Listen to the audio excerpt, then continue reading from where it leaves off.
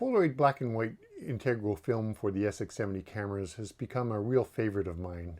I just love the deep blacks and the crisp whites of this pretty contrasty film, yet it still manages to capture a good range of subtle midtones. Now, as opposed to color SX-70 films, which often have a pink highlight among other tonal shifts, the black and white films have a consistent, reliable tone. I mean, right out of the camera, the images have a neutral tone, but over several hours or days, the tones warm up. And not to an overly over-the-top sepia tone, but a subtle warm quality that adds real depth to the picture. And lastly, Polaroid monochrome films develop faster than their color cousins. The images can be evaluated in 5 minutes compared to 15 minutes for color, and it just makes the Polaroid workflow that much more enjoyable. Now, coming from a black and white film background, I'm pretty acquainted with the use of black and white filters to enhance the tonal rendition of monochrome negatives and prints, and the techniques work equally well with Polaroid black and white integral films. So here's the theory. If a black and white filter, which is actually just a solid color filter, either a yellow, orange, red, green, or blue, if one of these filters is placed over the lens when using a black and white panchromatic film, it will pass through light that is the same color as the filter, thus lightening that color in the final print, and absorb light that is the complementary color, thus rendering it darker in the final print. And the net effect then is an increase in contrast of the final picture. So here's a typical color wheel used by artists and designers everywhere. This one is showing primary colors. In our case, it's the colors of the filters, and they're complementary colors. In this case, a red filter would lighten reds in a subject, and it would darken the complementary color, in this case, greens in a subject. Now, you have to bear in mind that colors adjacent to red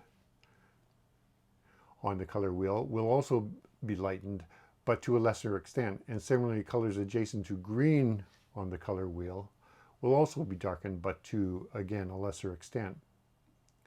Now, using black and white filters might seem counterintuitive when working with overly contrasty Polaroid film, but it can work wonders with localized tones. It's a little like applying a texture or clarity filter to a digital image file in Lightroom, or doing some careful dodging and burning while printing a film negative. But of course, Polaroid integral films can't be post-processed, so everything needs to happen at the time of exposure. And this makes the use of filters even more useful than with regular black and white film, in my mind. There's a few equipment requirements to make this work with Polaroid film. It's best to have a camera with manual exposure control, such as the Mint SLR670S. Because filters add density, there needs to be a means to adjust the exposure time and or the aperture to compensate for the density of the filter. Now, in terms of film, my film of choice is the Polaroid Black and White 600, which I can use with my SLR670S camera. And there's also an SX-70 version for vintage unmodified SX-70 cameras. Both versions work well, although the SX-70 film, I find, seems to go a bit more brown.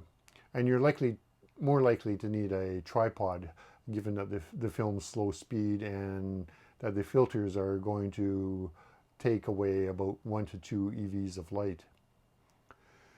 Now, using the SX-70S requires a filter holder, such as the SX-37 from Retrograde Engineering. I've talked about this before in my previous YouTube videos. Now, it has a built-in 37mm filter mount, but I would advise getting a 37mm to 40.5mm step-up ring, and that's because there's far more 40.5mm filters available than there are for 37mm. So for filters, I try to use inexpensive Tiffin filters when available, and the more expensive B&W filters where Tiffins aren't available. B&W filters cost about double the price of Tiffin filters. Now, my rationale for choosing the cheaper filters is that Polaroid images are quite small, so any benefits of a really better quality filter are going to be likely imperceptible. So my 40.5mm filter kit includes 3 filters. First, there's the Tiffin Deep Yellow. It's a Rotten 15 filter. a Tiffin red, which is a Rotten 25, and Rotten sort of is a color scale that's fairly commonly used. And then there's the B&W MRC 040M orange filter, which is equivalent to a Rotten 16. So here's a quick aside regarding yellow filters. Now there's different kinds of yellow filters that you can purchase. This is the light yellow filter that I used for my 4x5" film when I was doing that with my large format camera. It's also referred to as a K2 filter or a number 8 filter, or as a Rotten 8 filter if you're using that particular scale. Now for my Polaroid work and what I'm using for this particular video, I'm using a deep yellow filter, also referred to as a K3 filter. And you can see it's quite a bit closer to my orange filter that I'm using for my Polaroid project as well. So when you're choosing a yellow filter, just bear in mind that you have this choice, and that probably, if you're using the yellow filter, it would probably be give you a more natural rendering of your subjects than this deeper yellow filter. This is going to give you a more intense yellow filter effect. Now, as I mentioned before, these filters typically require exposure compensation. A yellow filter would normally require a +1 EV exposure increase, an orange a +2 EV, and a red a +3 EV. However, with Polaroid Black and White 600 film, I find that a +1 EV exposure boost works best with both the yellow and the orange filters, and a +2 EV works well enough for a red filter. Lastly, if you have a vintage unmodified folding SX-70 camera, such as this one, this is a Polaroid SX-70 Alpha 1 Model 2, then you might want to try experimenting with the Mint SX-70 lens set. It has a little clip-on filter holder here, and it also comes with a bunch of different filters and lenses as well. Now, part of the kit is our yellow and blue filters that cover the lens, and these filters should have a similar, if less pronounced, effect than if you were using the what I would call the real Tiffin and B&W filters that are designed for black and white photography. Now, if you happen to have the new Polaroid Now Plus camera, which is just recently introduced, it happens to come with light yellow, orange, and blue slip-on filters. Now, these filters cover the camera's electric eye, and you can see it. The electric eye is actually right below the lens itself, inside the lens ring here. And because it does that, it will automatically adjust to the yellow filter that fits over top of it, or yellow, or any of the other colors that fits over top of it. So that means it will work well or should work well in auto exposure mode. But again, there's also the option, because this is the Now Plus, there's the other option of using the camera in the manual exposure mode by using the accompanying Polaroid app on your smartphone. Now, here's a set of Polaroid photographs that demonstrate the effect of each filter.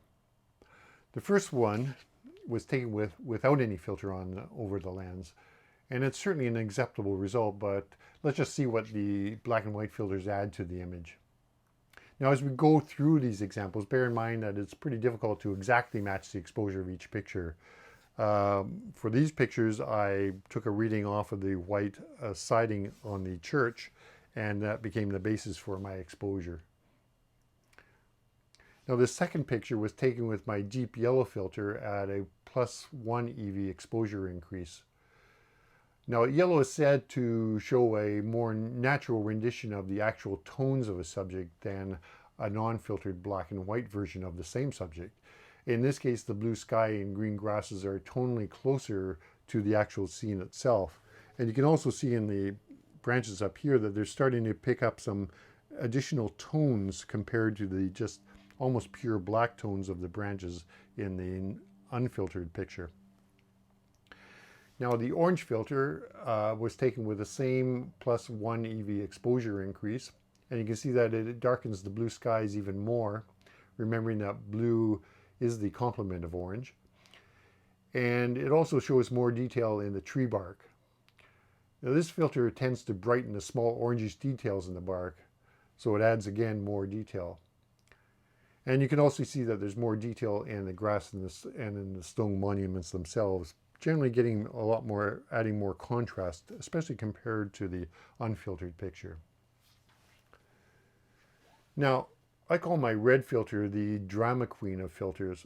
And even though this picture is a little bit too light compared to the others, the blue sky and the green foliage are dark, remembering that again, that green is the complement of red. And that really does punch out the white church considerably. You'll notice even more that halo effect on the upper tree branches. And the contrast in the grass and the monuments is getting quite vivid. So it's quite a wow factor when you're using the red filter.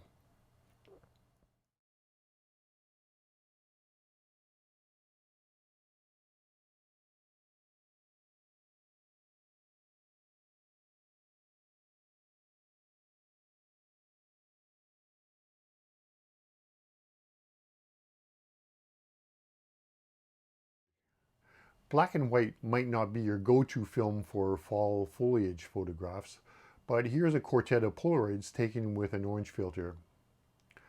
Now the bright yellow leaves in each of these pictures really pops against the dark brown foliage and the deep blue sky. You can see that in each of these pictures there's the bright yellow foliage is quite light in each of these. Even in this, the yellow foliage in the background is quite light. And in this, looking up towards this tree, you can see that it's almost like an infrared kind of look. So that really adds a lot of pop to these pictures. And to my mind, I think these are just as wonderful as a color fall foliage photograph. Perhaps a little bit more interesting just because it's in a monochrome interpretation.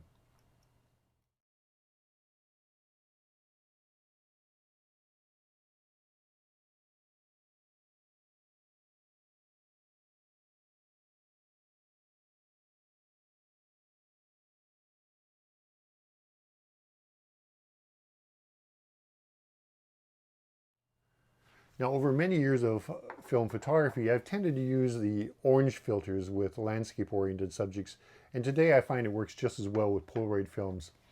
However, red and yellow filters have their own unique impact on the final photograph. Yellow filters are said to improve skin tones, for example, and there's also other color filters available. A blue filter would be useful in making blue skies very bright, very light, and a green filter would lighten true green foliage and darken bluish green foliage, adding a more depth and detail and nuance to, for example, a forest scene.